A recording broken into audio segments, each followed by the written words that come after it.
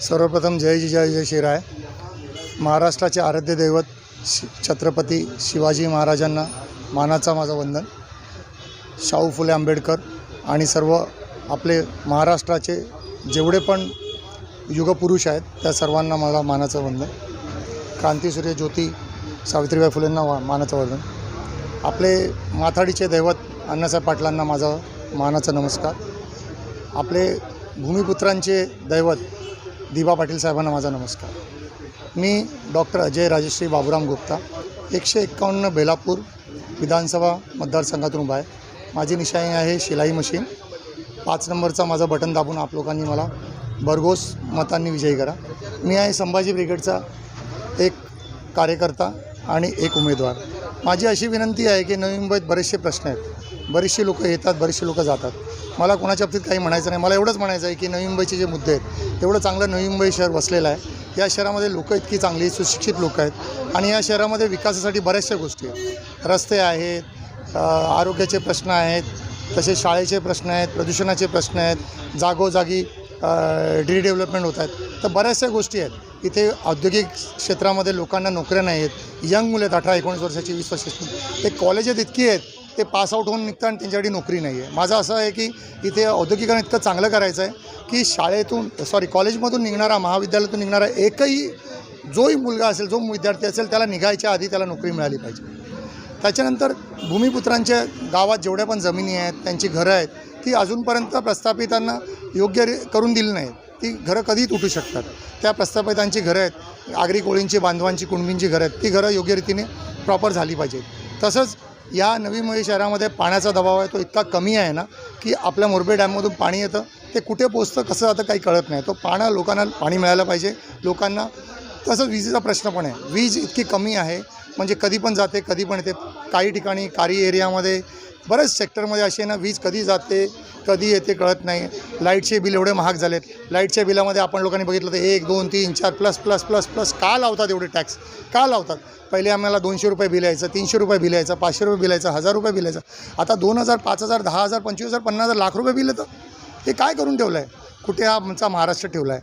त्याच्यासाठी माझं असं आव्हान आहे की नवीन माणसांना, जे सुशिक्षित आहेत, माझ्यासारखी लोकं खूप कमी आहेत राजकारणामध्ये।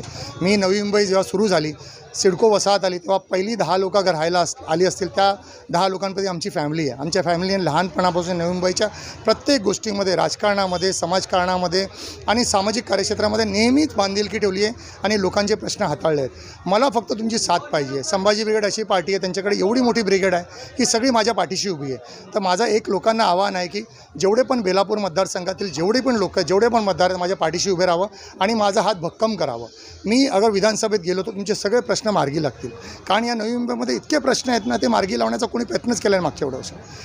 72-75 महानगरपालिकेशी जेव्हा झालेली 92-95 त्याच्यापासून महानगरपालिकेत इतके नगरसेवक येऊन गेले, इतक्या गोष्टी येऊन गेल्या, पण तुम्ही बघितलं आज पण रस्ते खोदले जात आहेत। हाच रस्ता घ्या तुम्ही, माथाडींचा सेक्टर कोपरखणे, कुठेही गाड्या पार्किंग आहेत, प्रॉपर काहीच नाही आहे। गावामध्ये जा, ॲम्ब्युलन्स जाऊ शकत नाही, फायर ब्रिगेडची गाडी जाऊ शकत नाही। या गोष्टी कोण करणार, कधी करणार आणि किती वर्षानंतर करणार? आज 50 वर्ष झाली आहेत। 50 वर्षांमध्ये अगर नवी मुंबई अगर प्रॉपरली नाही होत असेल तर कोण करणार? तर येणाऱ्या 100 वर्षामध्ये काय होणार? म्हणून माझं सर्वांना आव्हान आहे की संभाजी ब्रिगेडचा माझा 5 नंबरचा बटन दाबून अजय गुप्ताला भरघोस मतांनी निवडून द्या। जय जिजाऊ, जय शिवराय, वंदे मातरम, जय संविधान, जय आंबेडकर साहेब। उमेदवार जर तुम्ही झाला तर पहिला प्रश्न कुठला मार्गी लावणार? बघा, माझं अगर तुम्ही जाहीरनामा बघितला असेल तर मी तुम्हाला खिशात आता ठेवलं, तुम्हाला दाखवतो।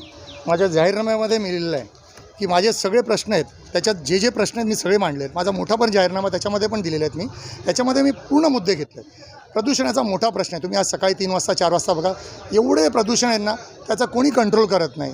आणि हे एवढे सगळे जागोजागी जे बॅनर्स आहेत, होर्डिंग्स आहेत, त्याचा प्रश्न आहे। सगळ्यात महत्त्वाचा मुद्दा महिलांच्या सुरक्षितता, महिलांसाठी आणि मुलींसाठी बॅड टच आणि गुड टच ही गोष्ट प्रत्येक शाळेमध्ये झाली पाहिजे। तसेच जेवढी महानगरपालिकेच्या, नवी मुंबईच्या शाळा आहेत, म्युन्सिपाल्टीच्या, त्याच्यामध्ये NCC कॅडेट कुठेच नाही आहे। NCCचं मी सुरुवात करणार आहे। त्याच्यानंतर शाळेमध्ये ज्या प्रायव्हेट शाळांची व्यवस्था आहे ती मला नवी मुंबईच्या महानगरपालिकेच्या शाळेत करायची।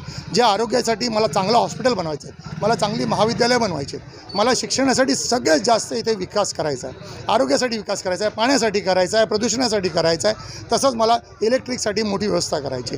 आणि सगळ्यात महत्त्वाचा पहिला मुद्दा घेतला पाहिजे, मला जेवढी पण यंग ब्रिगेड आहे, जेवढी पण यंग मुलं आहे, ती महाविद्यालयानंतर निघाल्यानंतर त्यांना जॉब हातोहात मिळाला पाहिजे. हा माझा मोठा मुद्दा आहे. तर जनतेला आता पहिली चौथी पास झालेले उमेदवार नको, आता शिक्षित उमेदवार पाहिजे, परिवर्तन पाहिजे, त्याबद्दल काय सांगाल? माझं तेच म्हणणं आहे, तुम्ही जर कुठलीही लिस्ट घेऊन टाका, कुठल्याही मतदार, इथे 15 उभे आहेत, ऐरोलीमध्ये पण 16-17 उभे आहेत, तुम्ही कुठेही बघा, त्याच्यामध्ये तुम्हाला माझ्यासारखा 1, 2, 3 भेटतील, बाकी तुम्हाला नाही भेटणार.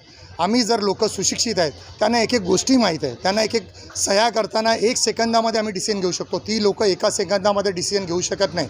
मला ॲनालिटिकल स्किल्स आहे, मला कम्युनिकेशन स्किल्स आहे, मला काय माहीत आहे, लहानपणापासून महाराष्ट्र बघितलेला आहे. मी शाळेत शिकताना माझ्याबरोबर सगळ्या नवीनतले सगळे गावातली पोरं माझे मित्र होते. मला माहीत आहे लहानपणापासून गावातल्या लोकांनी, कुणबींनी, आगरी कोळ्यांनी काय काय सोसलं आहे, ते मी सर्व पूर्ण करणार आहे. त्यामुळे माझं असं म्हणणं आहे की सुशिक्षित लोक, तुम्ही जो प्रश्न विचारला आहे तो पुढे गेलाच पाहिजे. माझ्यासारखा जो ग्रॅज्युएट माणूस आहे, ज्याला जाण आहे, ज्याला विचार आहे, ज्याच्यावरती एक गुन्हा नाही, ज्याच्यावरती एक FIR नाही, जो सुशिक्षित आहे, अशा माणसाला तुम्ही निवडून दिलं तर तुमचे प्रश्न मार्गी लागणारच आहे. कारण मला कोर्टात जायचं नाही, मला कुठे केसेस नाही आहेत, मला फक्त लोकांवर राहायचं. आणि मी जमिनीवर राहणारा माणूस आहे.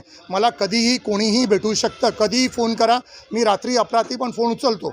माझ्या ह्याच्यात बघितलं तर मी अजून एक सांगितलं आहे, काल पण मी पत्रकारांना सांगितलं, माझा जो पगार आहे तो 25% म्हणा, 50% म्हणा, पूर्ण पगार म्हणा, मी लोकांसाठी देणार आहे. आणि अजूनही मी काल एक सांगितलं की मी स्टॅम्प पेपरवर, बॉन्ड पेपरवर लिहून द्यायला तयार आहे की माझ्या मतदारसंघातील 151 बेलापूरमधील 25% एकत्र झाली आणि त्यांना वाटलं की मी काम करत नाही, माझ्या जाहीरनाम्यापर्यंत काही केलं नाही आणि मी करू शकत नाही, त्यांनी मला माझ्यावरती कंप्लेंट करावी, FIR करावी. मी त्या दिवशी माझ्या पदाचा राजीनामा देईन, हे मी लिहून ठेवलेलं आहे.